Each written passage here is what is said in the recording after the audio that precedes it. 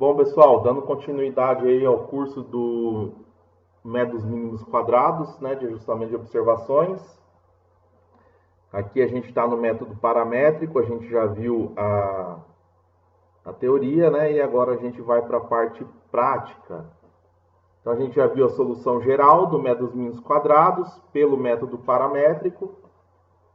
E agora a gente vai fazer o exemplo 1, que para variar eu começo o exemplo 1 com o mesmo tipo de exemplo que eu fiz nas primeiras aulas da playlist, só que eu fiz por um outro caminho, explicando de uma outra maneira. Aqui, como eu falei para vocês, então nas nossas aulas anteriores, nos vídeos anteriores, eu mostrei para vocês a solução geral do método dos mínimos quadrados, que vale para o caso, como o próprio nome diz, para o caso geral. Não importa se eu tenho uma incógnita, duas incógnitas, seja lá quantas incógnitas eu tenho. Ok? Então, eu de propósito, eu começo com o exemplo mais simples, que a gente já resolveu por um outro caminho nos primeiros vídeos, para mostrar para vocês que, de fato, a solução geral que eu apresentei para vocês pelo método dos mínimos quadrados, ele funciona também quando a gente tem uma incógnita apenas. Tá? Então, é o exemplo, o exemplo que a gente já fez, agora usando, então, a fórmula geral do método dos mínimos quadrados. Bom, como que é esse exemplo? Então, de novo, né, vamos pensar lá. Fiz 5 medidas de uma distância. O exemplo também é genérico, sem valores, tá? Vou desenvolver sem valores, mas imagina lá que eu tenho 5 medidas de distância. Y1, Y2, Y3, Y4, Y5. Claro, e 5 medidas da mesma distância, né? E todas essas 5 medidas, né, eu tenho o seguinte, presta atenção aqui agora que é importante. Eu estou falando que o desvio padrão da Y1, da medida Y1, da Y2, da 3, da 4 e da 5, todas têm o mesmo valor. Né? Então, eu estou supondo que todas as medidas têm o mesmo valor de desvio padrão. Eu estou chamando aqui genericamente de sigma Y. Tá? Então, o desvio padrão de todas as medidas tem o mesmo valor. E estou dando aqui um valor genérico, sigma Y. O que eu quero saber? Determinar o valor mais provável dessa distância pelo método paramétrico, usando o que? A solução geral, tá? Não indo lá pelo caminho que a gente já fez nos primeiros vídeos, tudo bem? Que vai dar exatamente o mesmo resultado, a gente vai ver aqui. Então, usando a solução geral, pelo método dos mínimos quadrados, quero determinar qual que é o valor mais provável para essa distância, que eu medi 5 vezes, todas as medidas com o mesmo grau de desvio padrão, o mesmo valor de desvio padrão, que eu chamei aqui de sigma y. Vamos lá. Aí tem um passo a passo que eu costumo utilizar para resolver os exercícios pelo método paramétrico, né, usando a solução geral. Então tem um passo a passo que eu costumo seguir em todos os exercícios. Não importa o quão complexo que seja o exercício, o passo a passo é o mesmo. Eu começo aqui, informando o número de medidas. Então, quantas medidas eu tenho? Então, lá, a gente acabou de mostrar que a gente tem 5 medidas. Então, o N, que a gente viu na teoria, é o número de medidas. Então, eu tenho 5 medidas. Essas 5 medidas eu monto quem? O vetor das medidas, que é o vetor Y. Né? O vetor das medidas. Então, tem as 5 medidas, né, que eu fiz da mesma distância, Y1, Y2, assim por diante, Y3, Y4, Y5. Então, eu tenho o meu vetor das medidas, que é o vetor Y, né? Então, o vetor Y vai ter 5 linhas e uma coluna. Como a gente viu na teoria, no método paramétrico, o número de equações é igual ao número de medidas. Então, se eu tenho 5 medidas, por isso que eu coloquei aqui, né? Eu também vou ter 5 equações. Quantos parâmetros incógnitos eu tenho? Bom, é o caso mais simples, né, que a gente está trabalhando aqui. É o caso onde eu tenho apenas uma incógnita, né, que é eu quero o valor mais provável para aquela distância, que eu medi 5 vezes, tá? Quero qual que é a solução mais provável. Então, meu vetor x dos parâmetros estimados, né, vai ser composto, como tem uma incógnita apenas, vai ser um escalar, né, um por um, né, vai ser um vetor aí, 1 por 1, onde eu vou ter o x1, que eu chamei aqui de x1 chapéu, que é o x1 estimado, né? É quem é o parâmetro incógnito que eu quero estimar. Então, que no caso aqui é a distância mais provável, né? O valor mais provável para a distância, né? O valor mais provável, né? O valor mais provável para a distância que eu medi 5 vezes. Vamos continuar a solução do exercício. Então, é um passo a passo que eu costumo usar, que sempre funciona, para qualquer caso. Bom, é sempre importante verificar a redundância, para ver o quanto que eu tenho, né, de redundância aí no meu processo de ajustamento. Lembrando que a gente já discutiu bastante que é importante ter redundância. Quanto mais redundância eu tenho, mais interessante é o meu resultado. A gente já discutiu tudo isso. Bom, então redundância, também chamado de graus de liberdade, chamei aqui de R, no método paramétrico, então é dado pelo número de medidas menos o número de incógnitas. Então eu tenho 5 medidas menos uma incógnita, né? Então meu grau de liberdade é 4, né? Eu tenho 4 medidas além do que eu precisava para ter uma solução puramente matemática clássica, né? E é justamente o que a gente quer. Então, isso aqui, na verdade, é ok. Eu quero ter redundância, né? Eu quero que o R seja maior do que zero. Então, se o R é maior do que zero, ok, eu posso realizar o ajustamento de observações. Já discutimos bastante sobre a importância da redundância, de se ter redundância. Bom, o próximo camarada que eu forneço aqui no nosso passo a passo, para a solução geral, é a matriz variância-covariância das medidas, né? Então, aqui, usando esse símbolo aqui, né, a matriz variância-covariância das medidas. Então, a gente já viu, a gente já sabe o que é matriz variância-covariância, né? Na diagonal principal, eu tenho a variância das medidas, e fora da diagonal principal, eu tenho as covariâncias, né? Eu tenho um monte de zerinho. No caso aqui desse exemplo, embora eu não tenha colocado lá no início do exercício, falha minha de não ter informado isso, mas eu deveria ter informado que nesse caso aqui que eu estou trabalhando, as medidas foram feitas de forma independente. Então, uma medida não depende da outra. Então, se as medidas são independentes, né? Medidas independentes, a gente já viu, né? Em vídeos anteriores, que as covariâncias são nulas, né? Então, e aqui a gente também viu, né? Para mim não precisar ficar escrevendo um monte de zero aqui, ó, né? Enfim, a gente já combinou nos vídeos anteriores lá da lei de propagação de variância e covariância, que a gente trabalhou bastante com matriz variância e covariância, que quando fora da diagonal principal for um monte de zero, a gente vai adotar esse símbolozão aqui na hora de escrever, né? Essa bola com esse traço aqui, que significa que é um monte de zero aqui na triangular superior da matriz, e na triangular inferior eu só tenho a diagonal. Então, na diagonal eu tenho a variância, né? O desvio padrão ao quadrado, né? Então, a gente viu também, né, a gente viu ali no quadro anterior, né, que todas as medidas, eu estou adotando nesse exercício que todas as medidas, né, todas as medidas têm todas com o mesmo desvio padrão, né? Então, se todos têm o mesmo desvio padrão, obviamente que vai ter também todos têm a mesma variância, né? E por isso que aqui eu estou colocando tudo como se fosse aqui tendo o mesmo valor, né, de variância, né? O sigma ao quadrado, que eu chamei de sigma ao quadrado de y. Então, todas as medidas tendo o mesmo valor, tá? Vamos continuar. Então, essa é a matriz variância-covariância das medidas, né? Ah, e se não tivesse o mesmo valor? Não tem problema nenhum, pessoal. Aqui entraria valores diferentes, né? Variância da y1, da y2 até a y5, sem problema nenhum, tá? Mas nesse exemplo que eu estou fazendo aqui com vocês, eu estou supondo que todas as medidas tiveram o mesmo desvio padrão. Vamos continuar. Bom, matriz peso. A próxima que eu costumo calcular aí no algoritmo de solução é a matriz peso, né? Bom, a matriz peso é o fator de variância a priori, que é esse camarada aqui, que eu posso fornecer qualquer valor para o fator de variância a priori. Eu já comentei isso na teoria, tá? A gente vai trabalhar em outros vídeos mais para frente a importância dele no ajustamento. Eu já comentei com vocês que no processo de estimativa, né, aplicando a equação geral, ele não tem influência, que ele acaba sendo cancelado, né? Então ele pode ser adotado qualquer valor. Se ele pode ser adotado qualquer valor, a gente pode tirar algumas vantagens disso. Por exemplo, Então, a peso é o fator de variância a priori, que pode ser qualquer valor, esse escalar, que multiplica a matriz variância-covariância das medidas, que a gente apresentou anteriormente, invertido. Bom, então, substituindo, nesse caso, a matriz variância-covariância, né, das medidas, de novo, repetindo, para frisar, tem o mesmo valor de variância. Todas as medidas têm o mesmo valor de variância.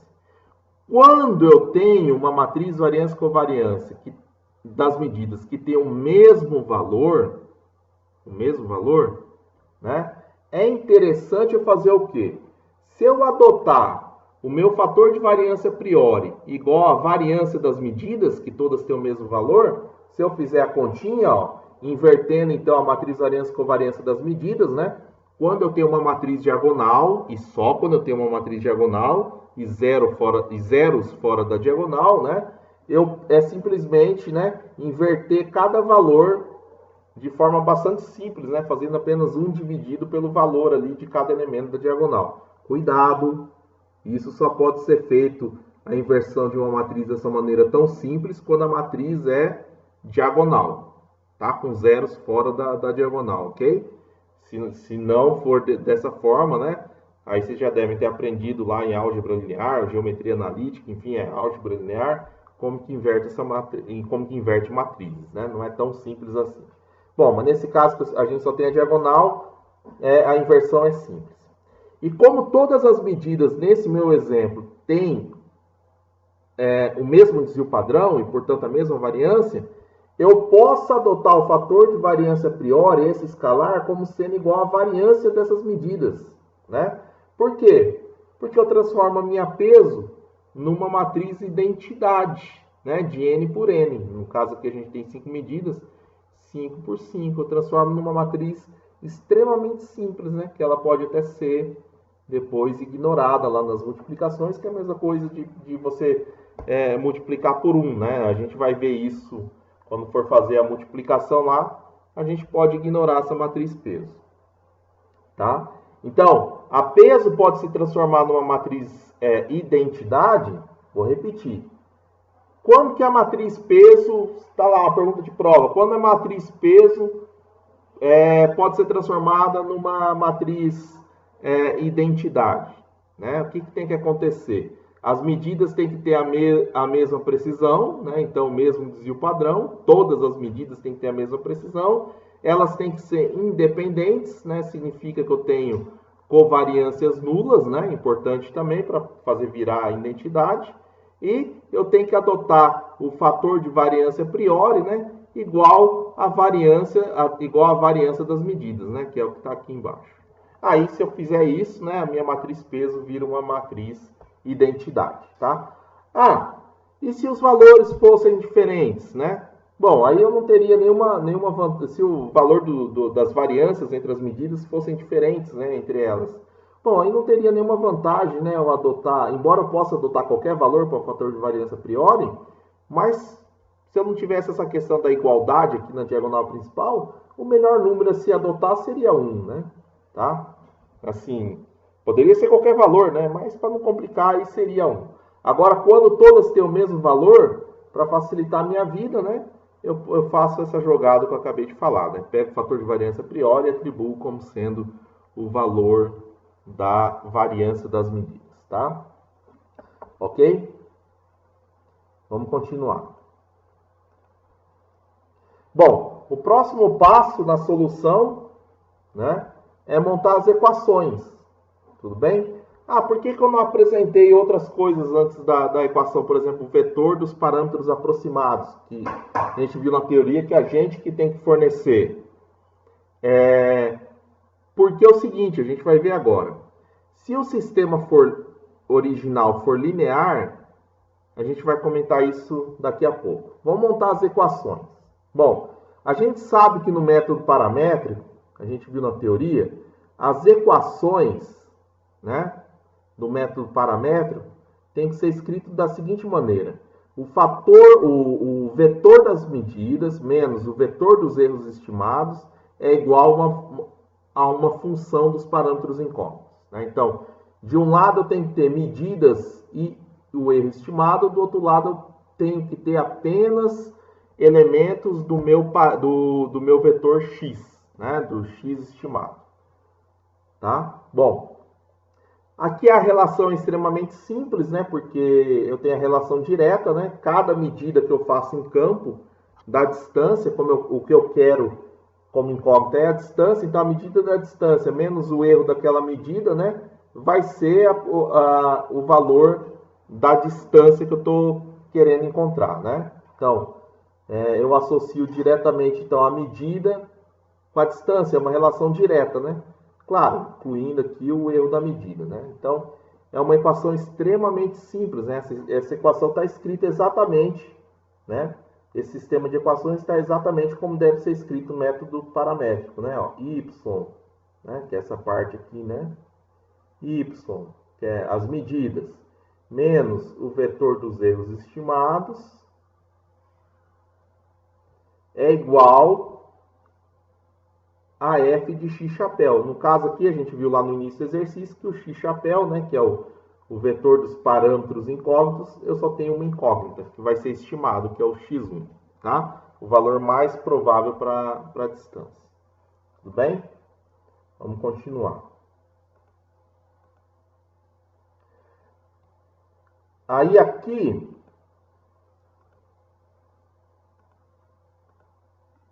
vamos continuar. Agora a gente tem que fornecer o vetor dos parâmetros aproximados, né? Então eu tenho lá o vetor dos parâmetros incógnitos, que é, no caso a gente tem uma incógnita, que é o x1, né? Que é o valor da distância mais provável, né? Eu tenho que fornecer, né? Para a solução geral, porque quando a gente desenvolveu lá na teoria e chegou na solução geral, na equação geral que a gente já vai ver, obrigatoriamente a gente passou lá pela linearização de Taylor, né? A gente passou pela linearização de Taylor, né? Linearização de Taylor de quem? Da f de x chapéu, né? Porque a gente comentou, como é a solução geral, e a gente já viu lá na teoria, quem não viu o vídeo, veja os vídeos anteriores, esse cara tem que ser linear para que dê certo a aplicação do método mínimos quadrados. A explicação está lá na teoria, né? A gente já falou bastante. Então tem que ser linear. Ah, mas quando é não linear, o que eu tenho que fazer? Tem que fazer, né, se é não linear, né? O que garante que ele seja linear? A linearização por Taylor. Mas para fazer a linearização por Taylor, eu tenho que ter um vetor x0. Um vetor x0 que esteja próximo do vetor x chapéu que eu quero estimar, tá? Que esteja próximo. Agora, se meu sistema de equações já for linear, aí que é interessante.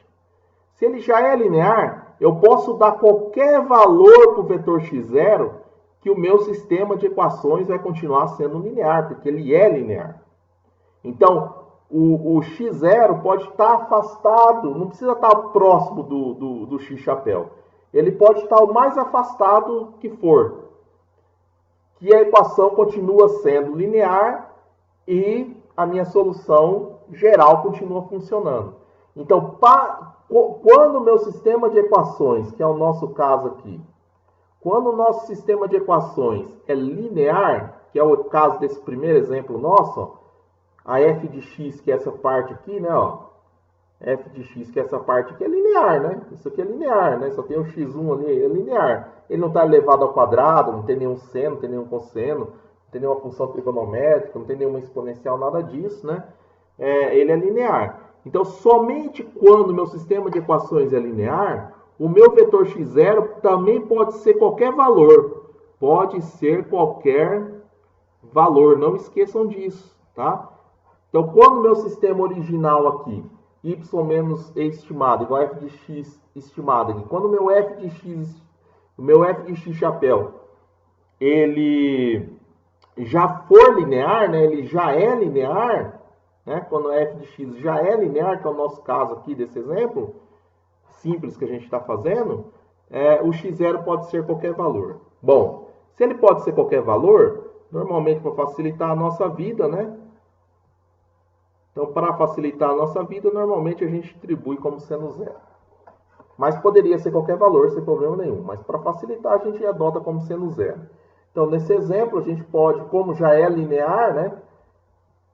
Eu venho aqui e adoto, né?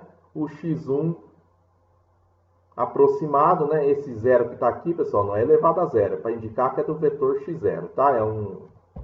É uma nomenclatura aí que a gente adota. Bom, então aqui a gente adotou como sendo igual a zero, né? Então, nosso x0, nossos parâmetros incógnitos aproximados, vetor dos parâmetros incógnitos aproximados, que nesse caso é só 1, a gente adotou como sendo zero. Por quê? Vou repetir, porque meu sistema inicial era linear.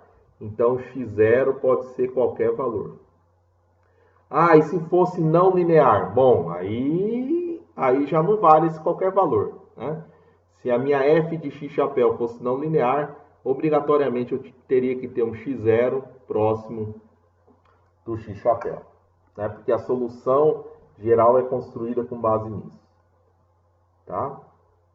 Bom, continuando. Aí, beleza, vetor y0. Bom, a gente viu na teoria que o vetor y0 é aplicar a função ao parâmetro aproximado x0, né? Então, eu pego a minha função x chapéu, né? E transformo ela em f de x0, tá? Então, aplicando, a gente acabou de mostrar que a gente adotou o x0 como sendo zero, né? Então, você entra aqui com... Então, você entra aqui com a f de x chapéu, né? E joga o x0 lá dentro, né? Então, tudo zero, né? E aqui a equação é extremamente simples, né? A f de x, que a gente viu que é somente o x1 lá, né? Então, você joga o valor aproximado do x1, que a gente adotou como sendo tudo zero, né? Como sendo zero o valor do x1 aproximado, né? Então, substituindo o y0, deu tudo zero, tá? O meu vetor L. Meu vetor L, a gente viu na teoria, que é o vetor das medidas, né? Sempre lembrando, a gente já viu, mas é o vetor das medidas menos o y0 que a gente acabou de mostrar que deu tudo zero. Então, a L vai dar igual a y, né? Nesse caso. Tá lá o vetor das medidas. A L deu exatamente o vetor das medidas, né? Nesse exemplo nosso simples. Bom, aí a matriz A, né? A matriz A, eu mostrei de novo aqui, né? O sistema de equações que a gente vai precisar para derivar. O que é a matriz A? É a derivada de cada função em relação aos elementos do vetor x chapéu, que eu quero descobrir, aplicado ao vetor x0, ok? Bom, vamos lá derivar. Então, o que é a minha f de x? Essa parte aqui da equação, certo? Essa parte da equação. Então, tem que derivar cada equação em função de cada elemento do vetor x. Então, a gente tem as equações, a gente tem que o vetor x chapéu é composto apenas de um único elemento, nesse nosso exemplo simples, que é o x1 chapéu, tá? Então, eu vou ter que derivar a função 1 em relação a x1 chapéu, função 2 em relação a x1 chapéu, função 3 em relação a x1 chapéu, e assim por diante até a última função.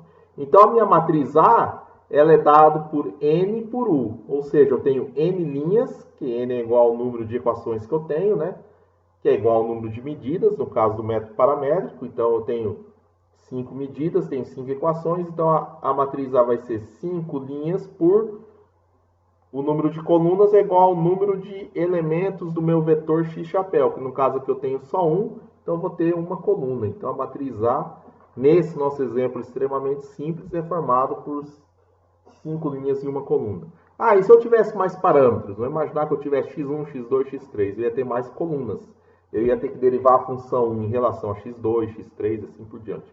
A função 2 em relação a x2, x3, assim por diante. Mas nesse exemplo simples, a gente só tem uma incógnita. A minha matriz A vira um vetor, né? Um vetor coluna. Bom, derivando, né? Derivada parcial da função 1 em relação a x de 1, só tem ele lá quietinho, sem estar elevado ao quadrado, sem nada, vai dar 1.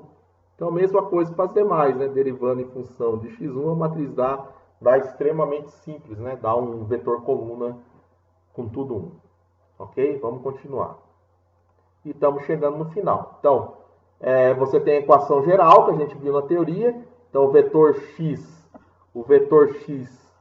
chapéu, ele é dado, a solução geral do método dos mínimos quadrados pelo método paramétrico é dado por o vetor dos parâmetros incógnitos a serem estimados, né, é igual, abre parênteses, a matriz A transposta que multiplica peso vezes A menos 1, A transposto peso L. Bom, por isso que a gente construiu tudo anteriormente, né? Para quê? Para ter a matriz A peso e a L, que é o que entra aqui na minha solução geral do método dos mínimos quadrados, tá?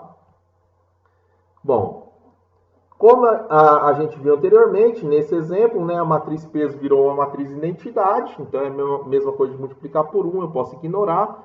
Então essa minha solução, essa equação aqui geral pode virar, então, simplesmente A transposto A, tudo isso invertido, menos 1, A transposto L. Bom, aí eu substituí, então, né, A transposto, que multiplica A, tudo isso a menos 1, A transposto A. Fazendo a continha, né? Se eu fizer aqui, né, ó, a multiplicação A transposto A, vai ficar 1 vezes 1 mais 1 vezes 1 mais 1 vezes 1 mais 1 vezes 1 mais 1 vezes 1, né? Vai dar 5, né? Essa multiplicação aqui. Então, A transposto A deu 5, deu um escalar 5. Isso a menos 1, né? Então, a menos 1. E essa outra parte deu.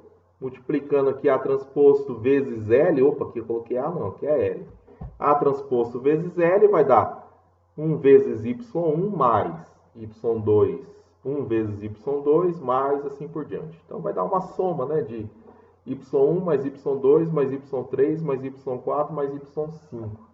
O que é isso, né, pessoal? Acabei de provar para vocês aí, né, que a solução geral conduz, né, então exatamente, né, para a mesma solução que a gente viu lá nos primeiros vídeos, né? Que a gente viu nas aulas lá dos primeiros vídeos, né? Eu mostrei a essência do método dos mínimos quadrados, né? Então, a solução geral conduziu exatamente para a mesma equação, que é o quê? Nesse caso aqui de uma incógnita e relação direta, né? A gente chegou na equação da média, que a gente provou por uma outra didática lá nos primeiros vídeos, tá? Então, aqui tá mostrando, né? Então, o valor mais provável, né? O vetor x, né? Chapéu, que no caso aqui é o único escalar, né? Então eu posso até, lembrando que o vetor x é o x1, né? Só tenho um parâmetro incógnito nesse meu exemplo simples, né? Então, o valor mais provável para a distância, sendo que essa distância eu medi 5 vezes, né? Eu medi 5 vezes a distância, né? Medi 5 vezes a distância, todas com mesma precisão, né? Todas com mesma precisão, né? E todas medidas independentes, né? 5 medidas feitas de forma independente uma da outra, né? Eu chego nessa equação da média, né? Uma equação extremamente simples. Porém, eu vim pelo caminho da solução geral do método dos mínimos quadrados, tá? Bom, aí a gente mostra também a matriz variância e covariância, né? A matriz variância e covariância daquilo que eu estimei, como eu já comentei aqui nas aulas, né? Tudo que é estimado tem que ter o desvio padrão, né? Tem que achar o desvio padrão, senão não faz sentido, né? Do ponto de vista técnico e científico, né? Você tem que ter lá, o valor é tanto, né? Que é dado lá pela média nesse exemplo, né? Mas qual que é o grau de precisão? Então, você tem que achar o desvio padrão. A gente viu na teoria, né? Que a matriz variância e covariância do x-chapéu é o fator de variância a priori, que você tem que guardar o valor que você atribuiu lá atrás, ok? Então, por isso você não pode esquecer que você vai usar aqui. Muito embora assim, ele vai ser cancelado também, mas vamos lá. A transposto peso A, isso é menos 1. Essa parte aqui, ó, se vocês voltarem aí, né, o vídeo, vocês vão ver que a gente já calculou, deu 5, né? 5 elevado a menos 1, que é 1 dividido por 5, certo? Isso aqui é 1 dividido por 5. E o fator de variância a priori a gente atribuiu como sendo sigma de y ao quadrado, que é igual a variância, né, das medidas, né? Ok? Bom,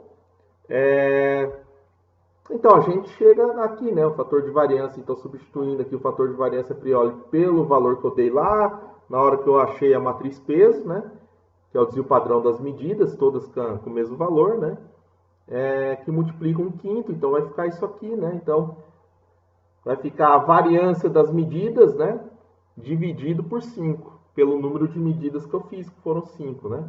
Eu quero o desvio padrão, né, só tirar a raiz, tudo bem? Então, aqui, matriz variância e covariância. Então, o resultado é a variância. Eu quero o desvio padrão. Então, eu tenho que tirar a raiz quadrada desse cara aqui. Então, tirando a raiz quadrada, né?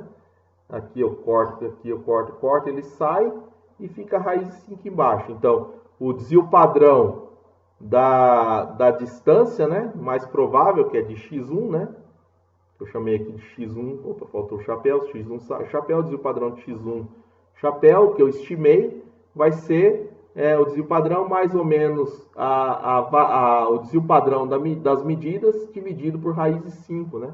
Ou genericamente, né, a gente pode falar que é o desvio padrão das medidas dividido por raiz de n, sendo n o número de medidas que eu fiz, né? Então, se nessa distância eu medir 5 vezes, fica... eu medi 5 distâncias, né? Então, essa fórmula que eu cheguei aqui, né? Que eu desenvolvi aqui a fórmula geral, ele vale para esse caso, né? Que eu medi 5 distâncias, todas com mesma precisão, né? Todas mesma precisão. Que valor de precisão? Chamei de sigma y, né? Então, todas as medidas com a mesma precisão, né? Aí eu chego, então eu posso falar que o valor mais provável para essa medida, né? O valor mais provável para essa distância, o desvio padrão, né, do valor mais provável dessa distância, é simplesmente eu pegar o desvio padrão das medidas que eu fiz, né? Todas com o mesmo desvio padrão, né? Sigma y, e dividir pela raiz quadrada do número de vezes que eu medi essa distância. Para quem está antenado, né, essa equação, lá na matemática, é chamado o quê? De desvio padrão da média. Esse aqui é o desvio padrão da média. Essa equação aqui é o desvio padrão da média, né? É o desvio padrão de uma observação individual dividido pela raiz quadrada do número de vezes que você mediu, né? Desvio padrão da média. Claro, né? A minha solução geral no desvio para a média é o desvio padrão da média. Aqui está a média. Beleza, pessoal? Então, fizemos o exemplo mais simples possível para iniciar aí, né? E provamos aí para um outro caminho que a gente chega também na média e que a solução geral vale também quando eu tenho uma incógnita apenas, né? Então, lá nos primeiros vídeos a gente viu por um outro caminho didático, chegamos também nessa mesma equação e agora pela solução geral também chegamos na mesma equação. Ok? Valeu, até os próximos exemplos, né? Que a gente vai complicando um pouquinho mais, hein? Não muito.